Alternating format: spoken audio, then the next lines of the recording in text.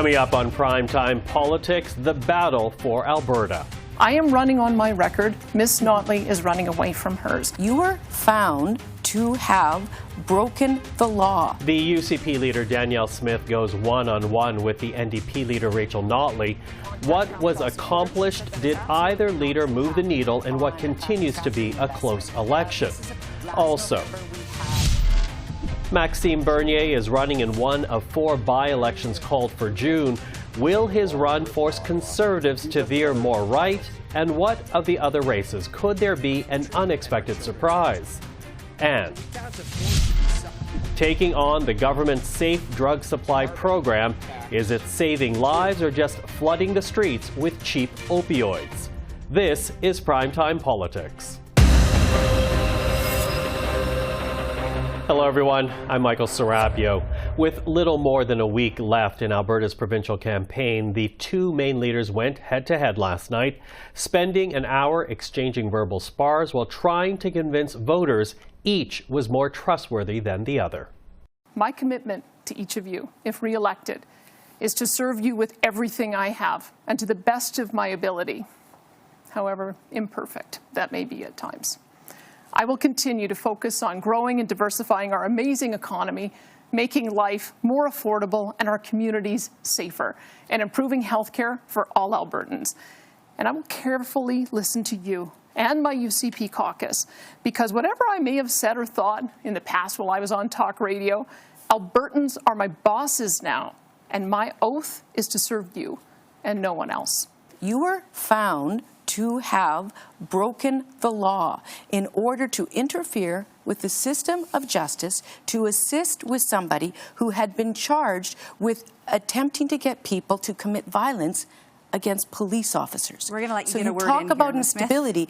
That does not engender trust. That, more than that, Ms. it Smith, engenders go ahead. fear on the part of Albertans. So, in a race that's still considered close, how did each leader do? Was it enough to secure a path to victory? To talk about this, we're happy to have on the program Rick Bell, columnist with the Calgary Sun. Rick, nice seeing you. Thanks for joining us. Oh, I'm thrilled. I'm on CPAC. I'm in the big leagues now, so, you know. That is true. I am serious. No sarcasm intended. This is for real. Well, I'm glad. I've been watching you guys forever. Well, I'm glad you're on. Listen, I was watching the debate last night. It seemed like Danielle Smith was stronger in the first half. Rachel Notley able to get her points in stronger in the second half. When you watched it, was there a clear winner for you? Well, Smith, I think, won by not losing. If everybody was being honest in Alberta, most people tuned in not for some profound policy discussion, but Danielle Smith. They were waiting to see if she stepped in it, if she slipped on the banana peel, if she did what I call a spacewalk, where she would start and come into some convoluted explanation in some other solar system. If she did a bozo eruption, which is basically saying something that could be clipped in a short clip and played again and again and again till election day, because those things have happened in the past, both with her and with her candidates. That didn't happen. She came across normal. She came across, direct, answered the questions, and except for one question about trust. And therefore, I think she won. Also because the polls almost universally indicate that in Calgary, where it is the battleground, Rachel Notley has to win big. And in most of the polls, it shows that she's not winning big in Calgary, at least not yet. Mm-hmm. So I think she had to really, really shine, and I don't think that happened. So the bar was much lower for Danielle Smith. Okay, but if the bar was higher for Rachel Notley, then she did push back, bringing up things like Danielle Smith's past comments about getting Albertans to pay more for their own health care, brings up the specter of privatized health care, the ethics commissioner report that came out Thursday. If this vote comes down to leadership and, as you said, trust, did Notley do enough to at least sow doubt in Smith's capacity as a leader you could turn to? Well, this is going to be her strategy. She's going to spend the next week hammering away at the trust issue, that you cannot trust Danielle Smith. The reality is that Danielle Smith and the UCP have already suffered a lot of erosion in support. Remember 4 years ago. The UCP, one Conservative Party instead of two, won by 22 points, a landslide. That is not going to happen, almost certainly not going to happen on May 29th. So there already has been a lot of erosion in UCP support. But again, it is a steep climb for Rachel Notley because of the way the electoral map is. She's going to probably sweep Edmonton, and she has to win a solid majority of the seats in Calgary. At present, she has 3 out of 26. She probably has to win 16 or more out of 26. So it's a pretty steep climb. So we'll see if hammering away at trust is the big issue. Most polls show that Danielle Smith is more seen as the better choice for the economy, for public safety, for jobs, that sort of thing. Notley more popular for healthcare and, other issues like trust. So we'll see where that goes. I think a lot of the people that don't trust Danielle Smith have already left. Okay. But we'll see if there are more to come. There's still a group of Conservatives who have not made up their mind. And they have to decide, how badly do I feel about Danielle Smith compared to hanging on to a brand they have voted for in one form or another their whole life. Yeah, well, that's interesting because as you say, a lot of this boils down to Conservatives who are not yet convinced about Danielle Smith in the greater Calgary area. But how much of this goes down to ground game, though? Because it's one thing to go to a pollster and say, this is the party, this is the person I support, but it's another thing to actually be motivated and cast a ballot for someone who you are lukewarm about. Exactly. The ground game is going to be very, very important. And turnout for younger voters. Younger voters are decisively, according to the polls, in the NDP camp. So if those younger voters, 35 and under, really come out, really are serious, really rally for Notley, that's going to give, some,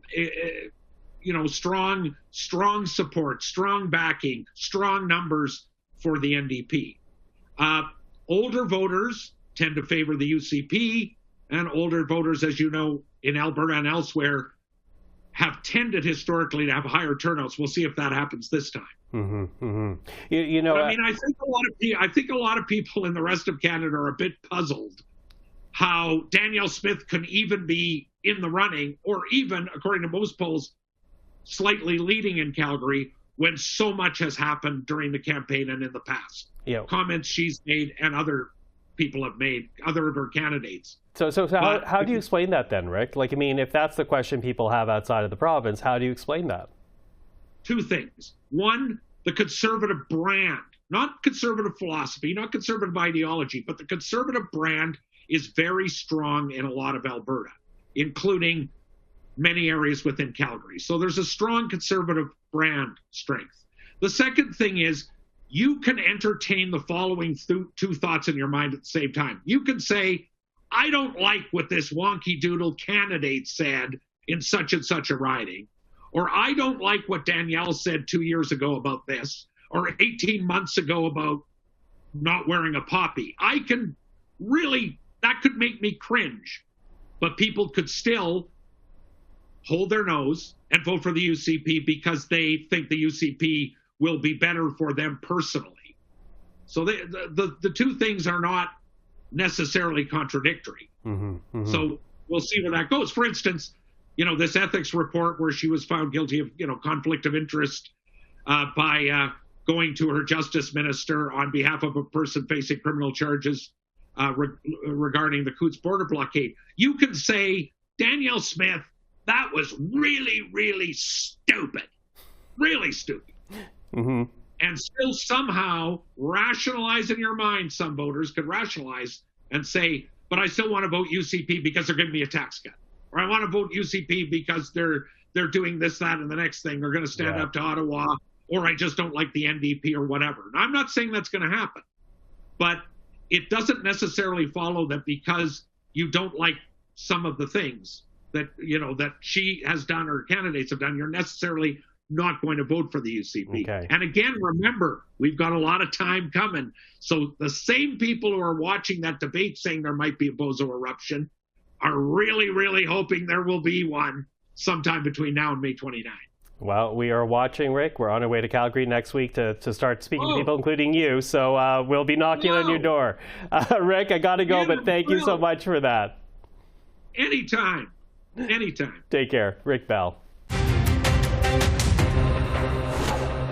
The Parliamentary Budget Officer says new clean fuel regulations could boost gas prices by up to 17 cents a litre by 2030 and hurt lower-income Canadians worse. The federal regulations come into effect on July the 1st, and the Conservative leader is already calling this a second carbon tax. So to discuss the matter, let's bring in our journalist panel. Marieke Walsh is the parliamentary reporter for the Globe and Mail. Joël-Denis Bellavance is the Ottawa bureau chief for La Presse. And Joanna Smith is the Ottawa bureau chief for the Canadian Press. Hello to the three of you. Hi. So listen, let's quickly talk about this clean fuel regulation, this fuel levy, which Conservatives are describing as a second carbon tax.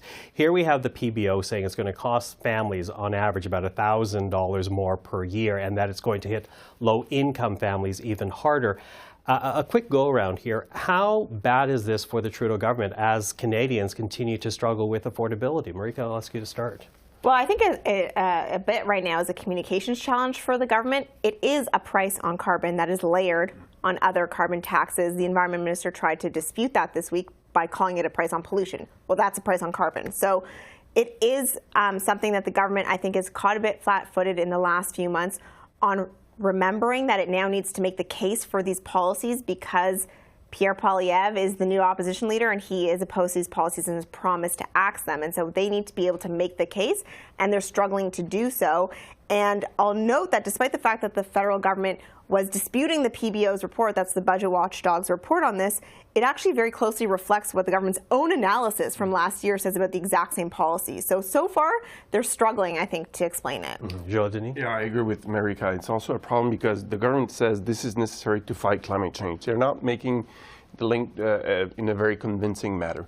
And Pierre Poilievre has an advantage on this because if this price increase has an effect on inflation, he will be able to point out your policies is fueling inflation and is hurting ordinary Canadians. So we'll see in the next few months how it affects inflation. But usually when the price of gas goes up, it does affect inflation. Yeah, absolutely. In fact, even during the Liberal convention, some were admitting to me, the party has a communications issue. And so this will certainly fall into that. Joanna, what do you think of it?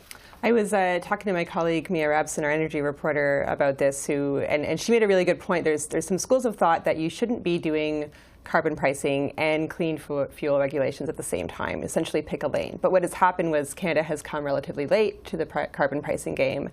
And, if they want to be able to meet those emissions reductions target, they do need to bring in more than one stick. I think the other thing missing from the PBO analysis is the cost of climate change itself, right? And so the Conservatives are conveniently ignoring that, but I think the Liberals are ignoring the pricing and the affordability angle at their own peril too. They are having a communication challenge. We are not simply going to see the economic benefit of these investments in clean tech for maybe another 7 to 10 years, right? So what are they doing in the interim?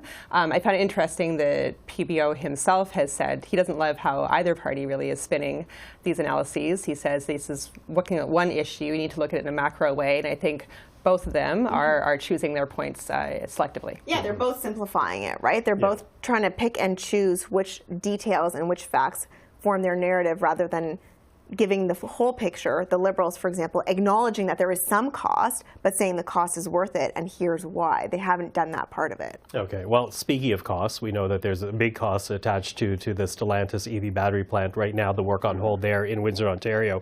We know Stellantis is looking for more money after the Volkswagen deal. But, Joël-Denis, given the perceived importance of this plant for future work in the Windsor area and really for the automobile industry in this country, does the Liberal government have any choice but to basically fold to the demands Stellantis is making? I think they have no choice. They set the bar with the Volkswagen deal, and they wanted to keep it confidential for the longest time to prevent other companies to know what Volkswagen got out of the federal government. Now it's out in the open, and so other companies who may have plans to invest in Canada will be demanding the same thing. So the federal government, with putting its cards on the table, everybody can see what they have in store for other companies. And guess what? It's a race to get those companies to invest in Canada as opposed to the United States to make sure that we have the plants of the future that will build cars of the future. So I think the options for the federal government are pretty limited. One advice that I can give them is do not fight publicly with the Ontario government, because that will only scare investors if you are fighting with other governments about how much money should be put on the table. So I think they'll have to swallow their pride and probably give way to what the Stellantis is demanding. Yeah, let's pick up on that point, though, because the federal government, as we heard Chrystia Freeland just say, we want Ontario to step up and pay their fair share. But, from Ontario's point of view, they're giving Stellantis this exact same amount that they gave to VW, $500 million. What argument is there that would compel Ontario to give more to this, Joanna?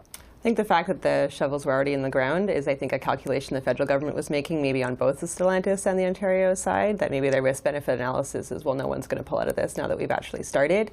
Both Industry Minister Champagne and Finance Minister Chrystia Freeland have made the point that these two projects, Volkswagen and Stellantis, are largely to the benefit of Ontario in terms of number and jobs and economic things happening there. I think they need to be mindful about how other provinces might feel about that, and that's something the Bloc Québécois has raised in the House of Commons.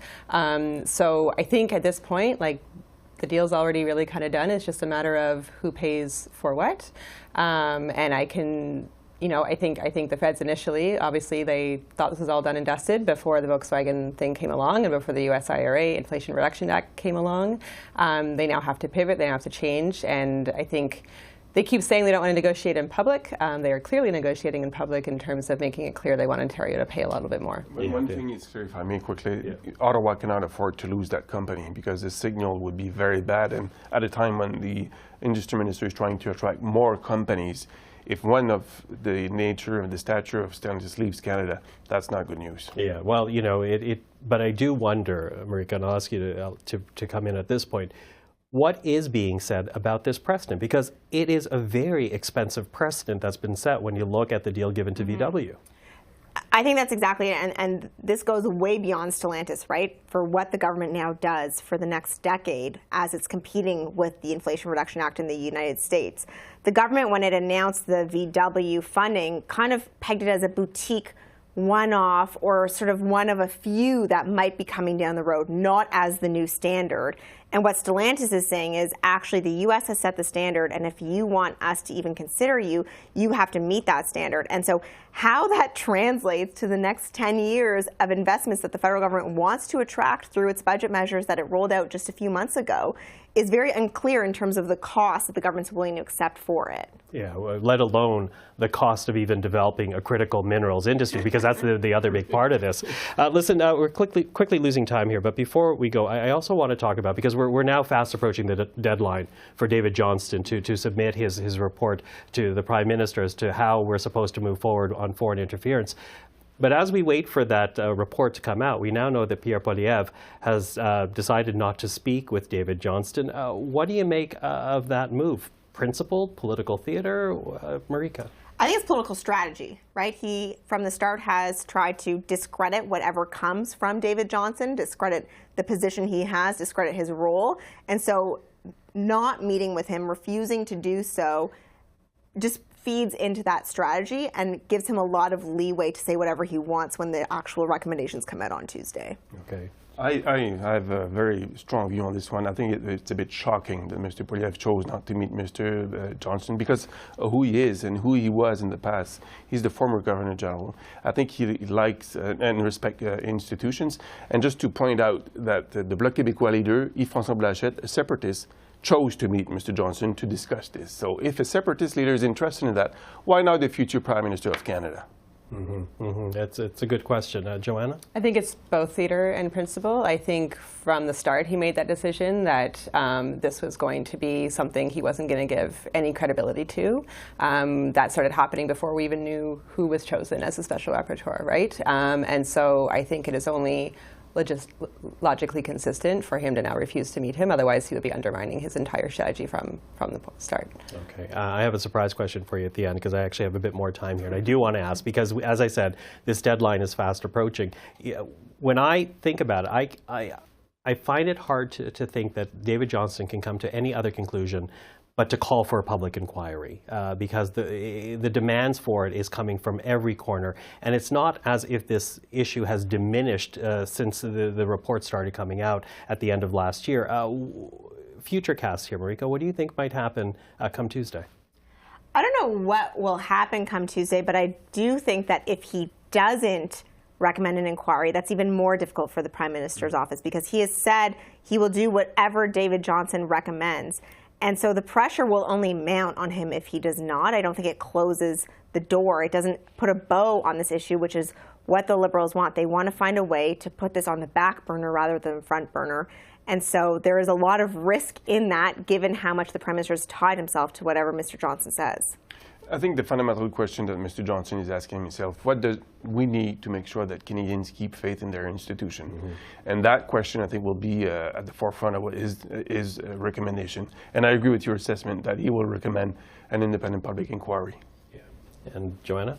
I agree with them both. I think an inquiry would be recommended, and I do also think that's what the Liberals secretly really want. Not only does it put things on the back burner, but it kind of gives some control to them in terms of perhaps having some sway over the terms of reference. There could be a way for Johnston to describe the inquirer, whoever ends up being, the commissioner, to write it in a way that it maybe is perhaps more focused on policy than on accountability. Those will be things that we'll be watching, right, in terms of how it's set up. But I think it kicks the can down the road a little bit and gives the Liberals a thing to point to.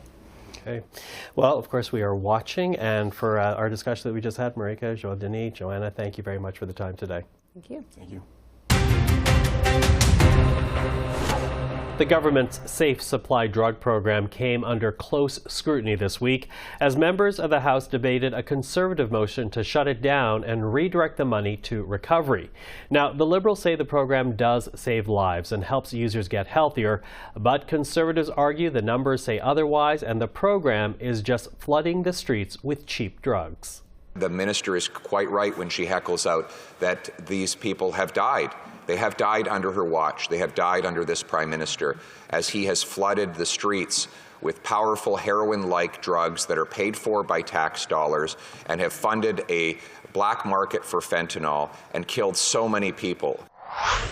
Well, joining us now is Dr. Carolyn Bennett, the Minister of Mental Health and Addictions. Minister, thank you for joining us. It's great to be with you.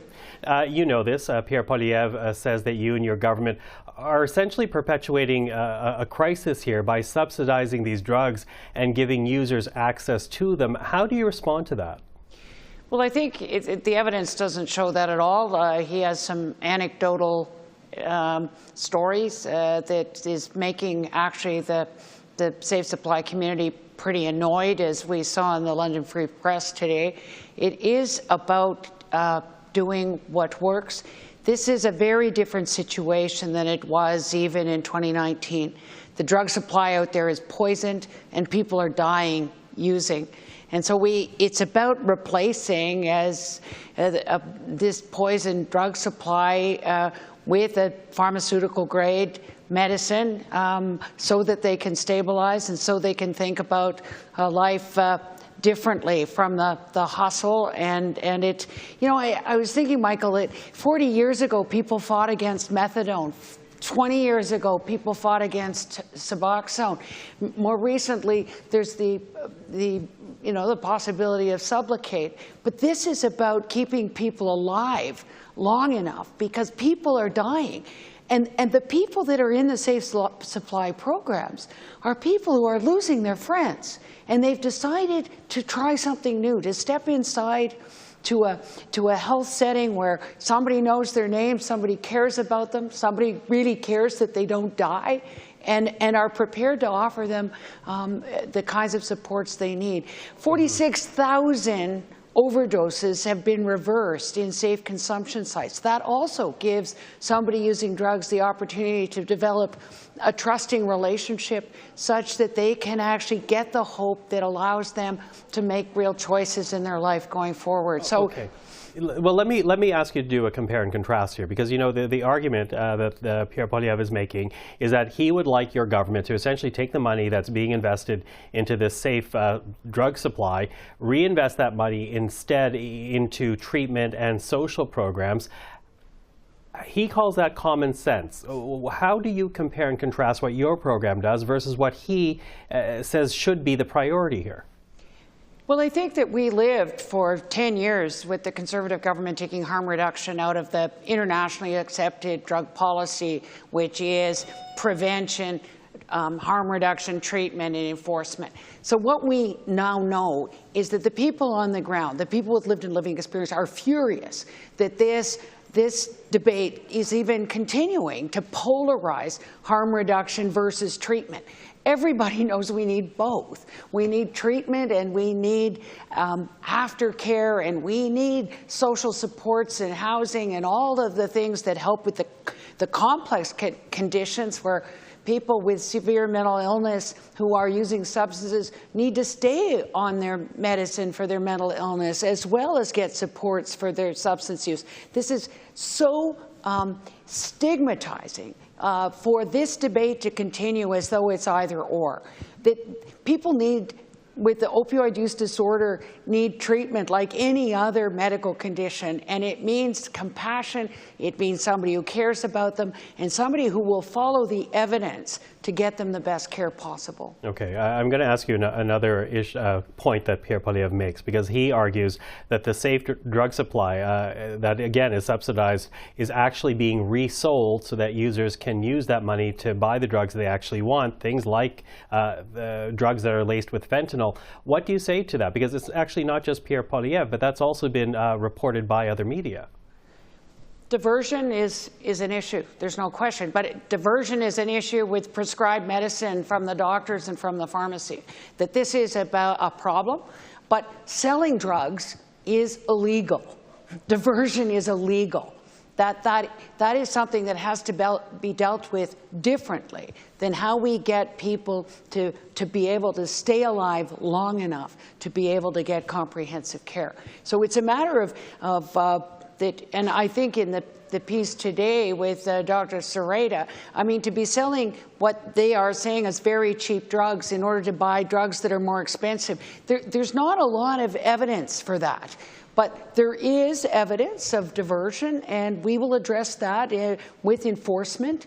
But that doesn't mean that you can't give people compassionate care and get them the kind of treatment they need in order to be able to stabilize and get on to a better life. So it's actually quite heartless, and what the parts of the debate today were so infuriating in terms of the stigma, how this is stigmatizing people that use drugs. We're supposed to be lowering the barriers so that they can see their path to being able to step inside and go to a safe consumption site, go to a safe supply. And I keep asking, if safe consumption has reversed 46,000 overdoses since 2017. What do you say to those people that wouldn't be alive today, like Guy Fitzgerald and the people who have overdosed a number of times and now are on a good path? So yeah, I'm sorry to interrupt, but how do you square that then with the number that the Conservative leader was quoting in the House, this idea that the number of opioid deaths have actually gone numerically up year after year? Well, to be fair, Michael, it went down a tiny bit in 2019. And then we had COVID and all of that, where harm reduction was more difficult to access. But mainly, that is when this poison drug supply came in. That it used to be that people would use drugs for a long time and die of something else. Now this drug supply is so poisoned that you have people who've fallen off a roof and are on medicine, and they get cut off their meds and they go to the street for their drugs and they are dying. And so this is, I think the stigmatization and just the lack of compassion about people using drugs. And when you look at Mom Stop the Harm, or the people who are really proposing the kinds of changes in policy that we and so many as so many governments across the country are trying to do, is actually evidence-based. And I don't think that I'll take the articles in the CMAJ to help me decide what to do, not an article in the National Post. Which I understand. I'm quickly losing time, but I do want to ask you, given the fact that this was debated in the House today for quite some time, I'm wondering if there's any point that was raised whatsoever by any opposition member, conservative otherwise, that you perhaps will consider, perhaps reevaluate about the program and how it's delivered. I just hope that the leader of the opposition will meet with the Moms Stop the Harm when they're here on the Hill on June 1st. I think they need to read what Ben Perrin is writing and saying in terms of this failed conservative ideology. He was the public safety advisor to Stephen Harper, that people are changing their minds in a good way in terms of stopping the stigma and following the evidence and dealing with people using drugs with compassion and trying to keep them alive. Minister Bennett, really appreciate the time this evening. Thank you for that. Thank you. The Green Party's deputy leader will try to win a seat in the House of Commons. 4 by-elections have been announced for June 19th, and we know that Maxime Bernier, the People's Party leader, will run in Portage-Lisgar. The Greens' Jonathan Pedneau says he will run in Notre-Dame-de-Grâce, Westmount. Well, to talk about the by-elections, we're now joined by Carlene Variyan. She is Associate Vice President at Summa Strategies. Gerry Keller is Vice President at Strategy Corps in Ottawa. And Kim Wright is Principal at Wright Strategies. Hello to the three of you. Hello. Great to be with you. Now, listen, these 4 seats are considered safe seats by their respective parties. And I definitely want to talk about both Jonathan Pedneau and Maxime Bernier in a bit. But let's talk about by-elections writ large. How important are these by-elections for the parties to at least test out their campaign machinery? Carlene, I'll get you to start us out, since we know the Prime Minister will be asking Canadians for a 4th mandate. Well, we certainly got confirmation of that at the Liberal Party's biennial convention a couple of weekends ago, where the Prime Minister gave a speech that said in no uncertain terms, I'm staying, I'm going to take on Pierre Poilievre. By-elections are a useful tool for parties in both situations where the outcome is relatively known, as well as by-elections that are tight races. And we do see those from time to time. As you mentioned, Michael, the 4 coming up are not necessarily that. I think they will be most valuable for the Conservative Party in terms of field operations, communications, their GOTV strategy, because they're the party that have had the most recent significant turnover of senior staff and infrastructure. I think you can expect to see the Liberals and the NDP use their standard playbook that they've been applying in the last number of elections. And so it will be most interesting to watch what the Conservatives do. We got a little bit of a taste of that in the Mississauga by-election just before Christmas. In that one, we didn't see the new leader, Pierre Poilievre, have much of a role at all. So I think what we'll be watching for in these 4 by-elections is whether he makes stops in those ridings or not. Okay, then, Gerry, let me bring you in because, you know, as Carlene says, the last by-election was the riding of Mississauga Lakeshore. That was last December. Conservatives came a distant second. So how important are these by-elections for Pierre Poilievre? Well, it's a good question, because the 4 by-elections in and of themselves, to Carlene's point, they really aren't in question. They're all 4 very safe Liberal seats, very safe seats, 1 Liberal and 2 Liberal after 2 Conservative. And so for the 2 safe Conservative seats, you know, they already have strong infrastructure in the ground on place there, good local teams in place. But, you know, to Carlene's point as well, there's been a lot of turnover at national office. And really that Lakeshore by-election really wasn't a great test, because Pierre Poilievre had only been leader for a short period of time. The infrastructure, you know, they hadn't really started to fix that infrastructure. Now they've had a new executive director in place, some new people on the party side, and it's a good testing ground to test some messaging and to test some party machinery. But make no mistake, all of these seats that the by-election would call them are safe seats. So great for fine-tuning, but probably not more than that. Mm-hmm. Yeah, Kim, what would you say about these by-elections and how they fare, or how important they are for the parties? Well, I would disagree with my colleagues here to say that this is not going to be a sleepy campaign. Maxime Bernier, running in Portage-Lisgar, has already laid down the gauntlet, calling Pierre Poilievre's Conservatives fake Conservatives, and that you can, elect somebody where it doesn't really matter because they're not going to be part of the government. And so he's actually trying to rile up his PPC base, which can be when weaponized, I suppose, for lack of a better word, quite interesting. In the Conservative side, the candidate there, his name is Brendan, he actually has used a bit of a U.S. slang. His social media post was "Let's go, Brendan," and so, which is a bit of a, I don't know how politely I can say "F you, Biden" is the way that they kind of frame it in the U.S. So is this a whisper campaign? Is this dog whistle politics as usual?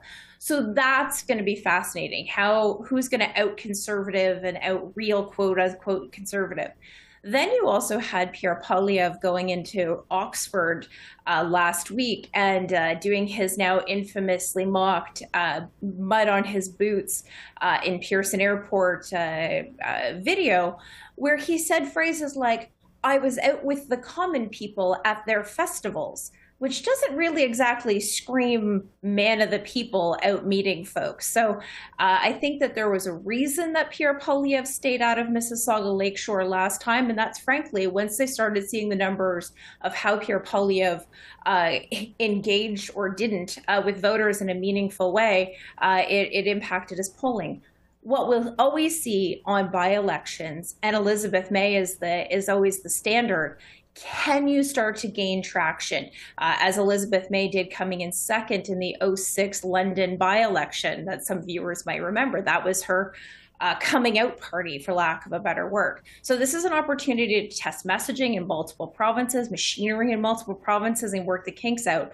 But I suspect all of these campaigns are looking to get a lot more headlines. Okay, listen, I got to barrel through a few questions here because I do want to touch on a few points. But Gerry, pick up on that because when Kim is right. Maxime Bernier has called Poilievre a fake conservative. What kind of impact will the People's Party leader actually have on Poilievre's right flank?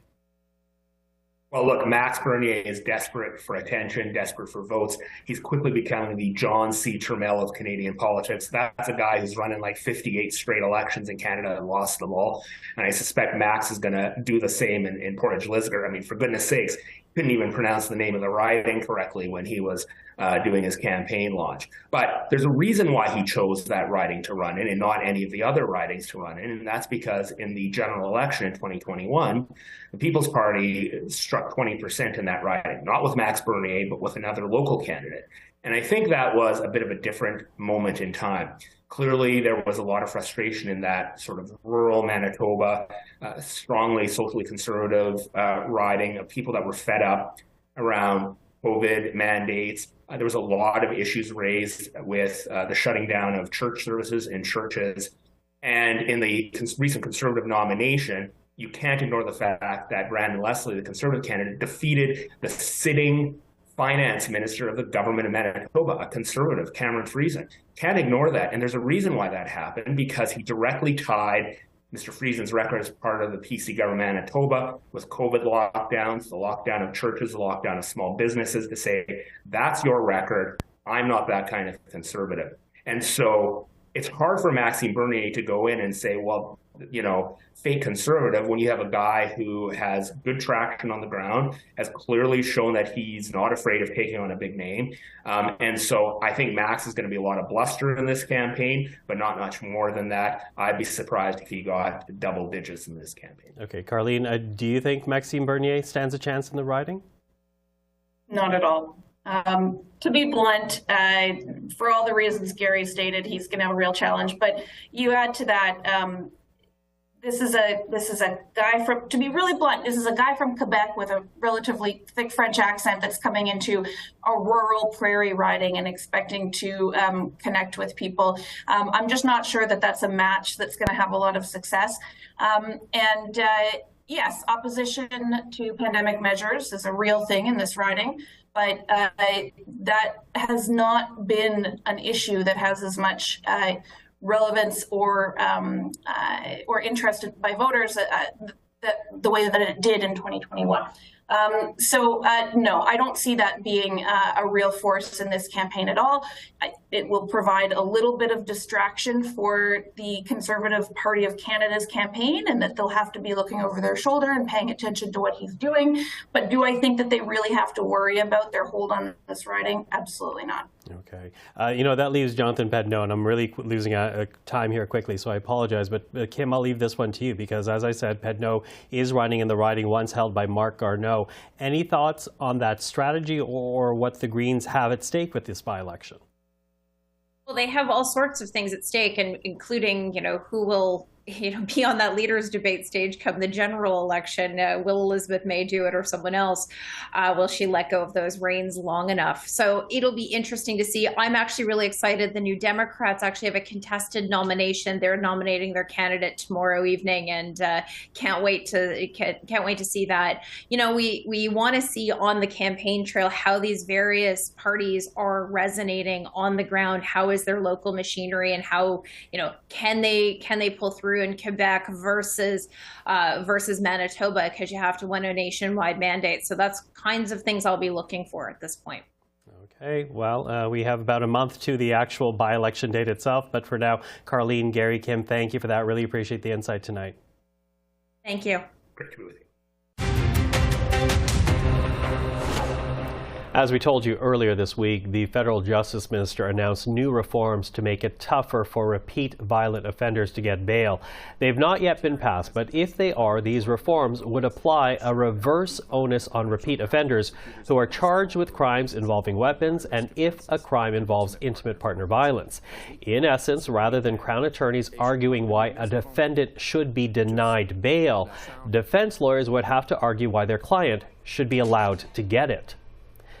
Well, joining us now is lawyer Danielle Robitaille. She has defended individuals and corporations with criminal offenses, and she is the managing partner at Hennon Hutchison Robitaille. Ms. Robitaille, thank you for joining us.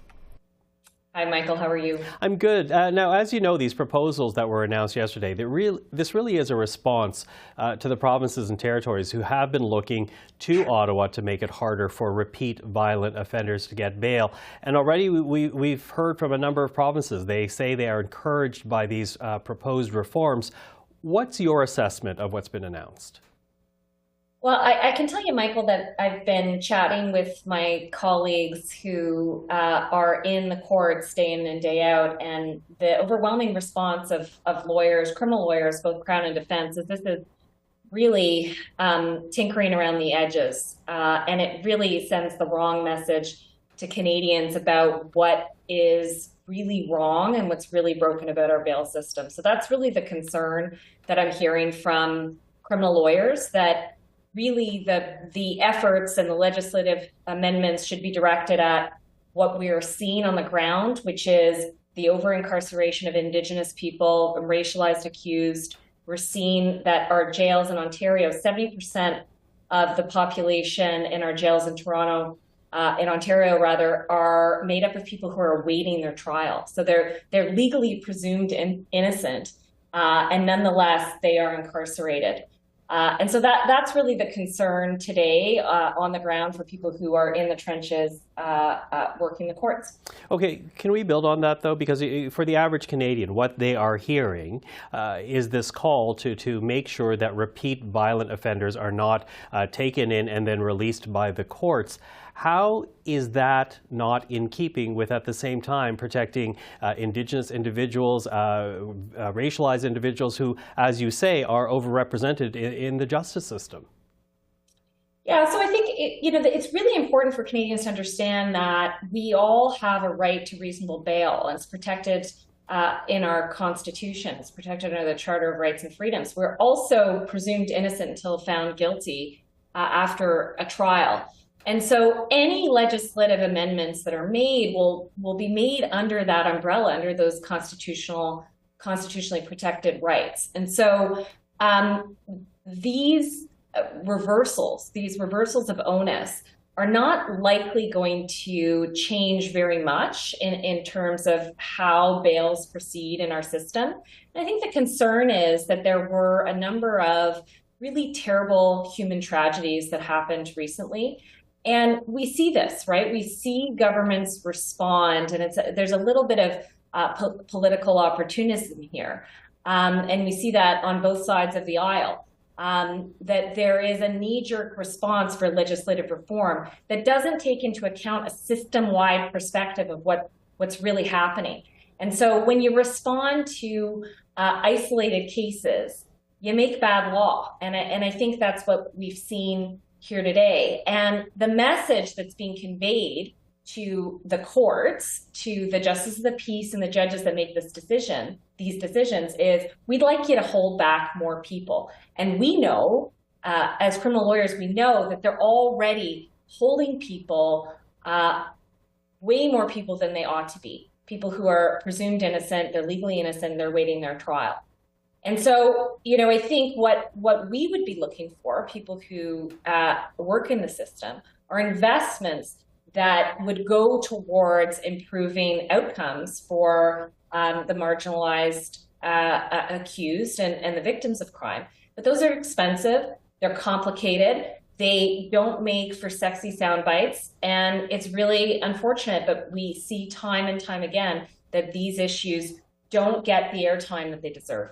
You talk about catchy sound bites, and certainly a phrase that we keep hearing over and over again is the current system, if left unchanged, is what some Conservative members of Parliament describe as a catch and release system. What do you say to that?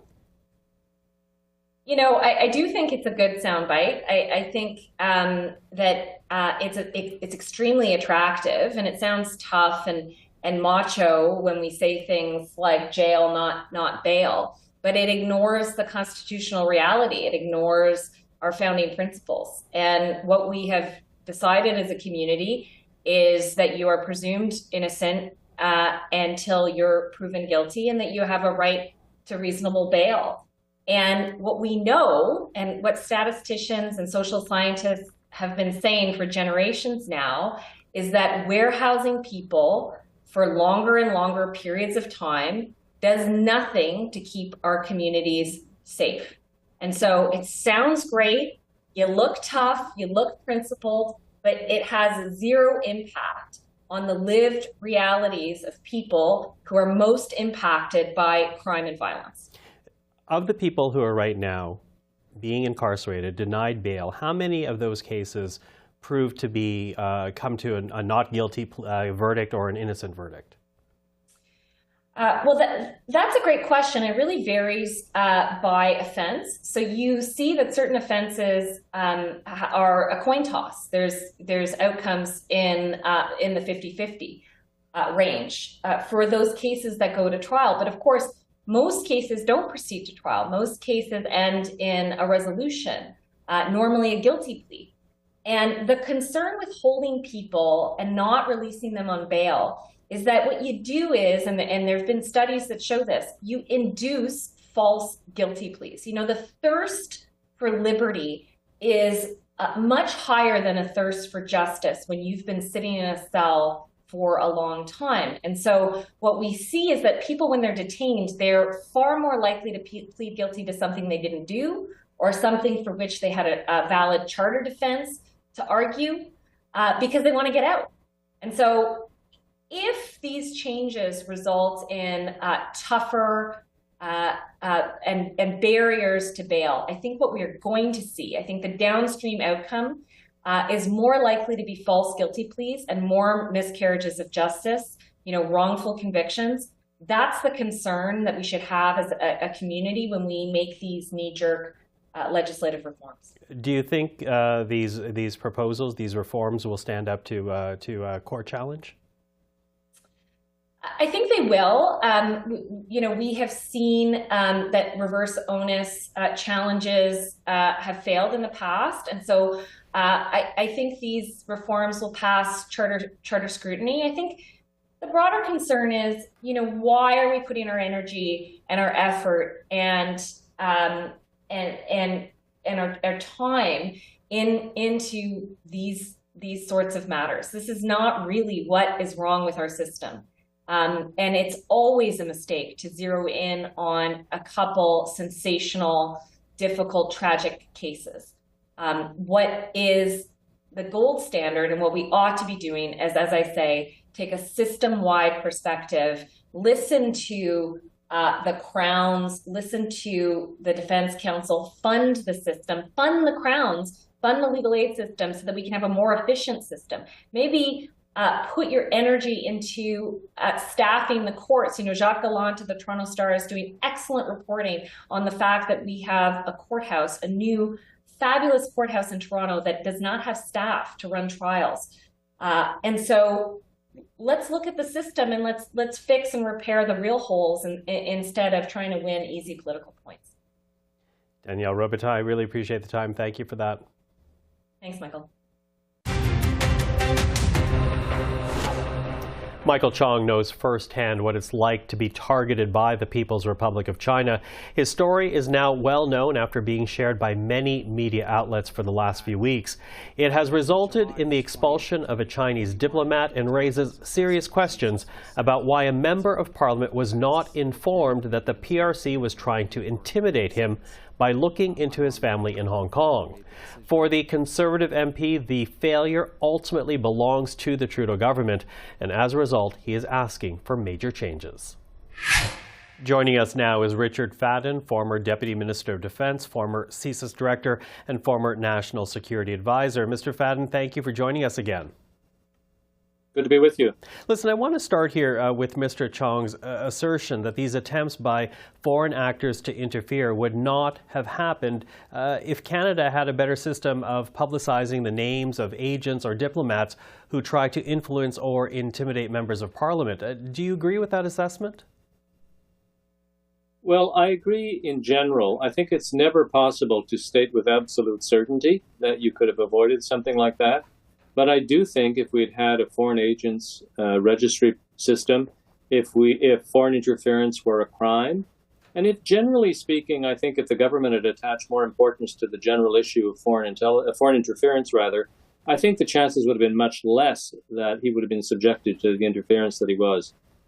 Now, Mr. Chong also says that the current structure of NSCOP is insufficient. Right now, it's made up of MPs and senators selected by the Prime Minister, as you know. And Mr. Chong wants that to come under the purview of Parliament with more frequent reports on foreign interference. I'm wondering what your assessment of that would be. Would that actually serve as a better deterrent against foreign interference?